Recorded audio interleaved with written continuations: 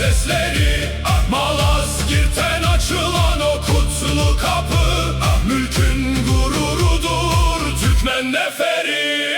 Dört nala Selçuklu, dört nala Selçuklu. Alparslan buyruğu sarsılmaz iman,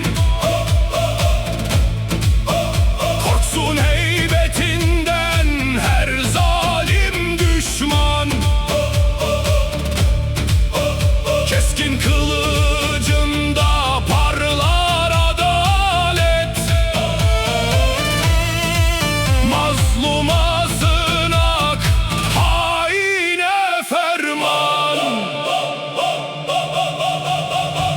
Topuzun teliyle coşsun bu yürek, bize zafer için bir Allah gerek. Atlar kişnesin, yer gök inlesin, cihan bu yiğitleri bir kez dinlesin. Şafak sökerken atıl ileri, dönme ey yiğidim, kalma hiç geri.